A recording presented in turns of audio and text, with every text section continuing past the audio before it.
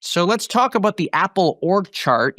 There was a lot to it in the story that you wrote and in the org chart that we published. And so I thought maybe a good way to do this was let's talk about three big changes that you've noticed at the company's org chart from the last time that you did your big update. And then we'll talk about what each of those changes sort of signal about the direction the company's going in. So let's start with one of the first big changes you made.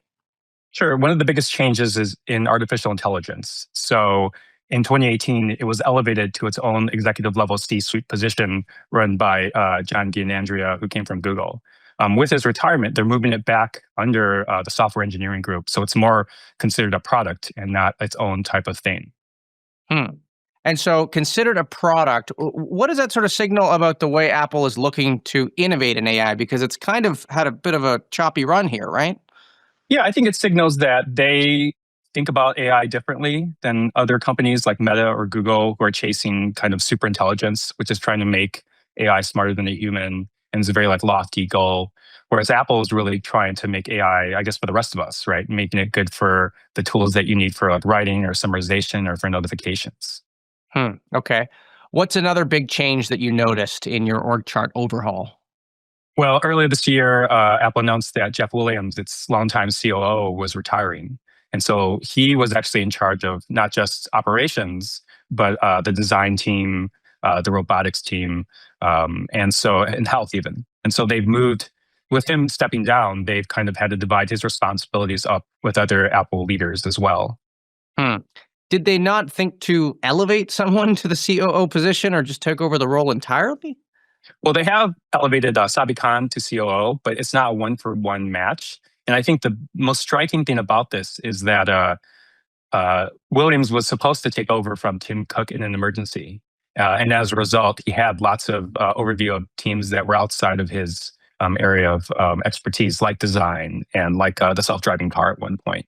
And so we should have seen, if we were going to see a successor to Tim Cook sooner, we would have seen them give some of these responsibilities to another person instead they'd kind of divide them all up again. And so I want to dig into this idea of it not being a one-to-one replacement. I mean, tell us about Sabi Khan. What's his background? Was it sort of a lack of experience that was the hesitation behind giving him all of the responsibility, or No, I what think did it's you just make of he's it? more specialized in operations. He he has a long history in operations, but not in design or these other kind of areas. And so, because he's just starting out as COO, I think they didn't want to give him such a huge portfolio right off the bat. And it may not be him that replaces Tim Cook ultimately, right? In an emergency, I think he will, but long term, we don't think it's Sabi Khan. We actually think it's John Turnus, this hardware engineering chief at Apple. Right. Was there a third big change that you noticed that tells us something about the company? Yeah. So within the AI group, there's this key group called the Foundation and Models team, and they're the group that is responsible for the underlying software that powers Apple Intelligence. And so the head of that team, who ran a group of 60 people, he left earlier this year. And so we found his replacement. It's Jifen Chen, who joined from Google. And then we noticed that of his 30 direct reports, 60 overall, more than half come from Google. And so then the question is, how long will those people stay, given that one of the big selling point for bringing people from Google over was John Giannandrea, who is now leaving. Now, one of the things you called out in your story was that despite all of these executive level changes, there's a lot that hasn't changed.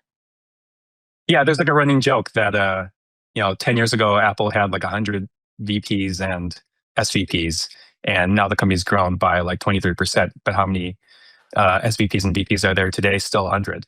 And that just shows the company, I guess, is very conservative when it comes to promotions, but also they run a very flat organization where they're not constantly adding new layers.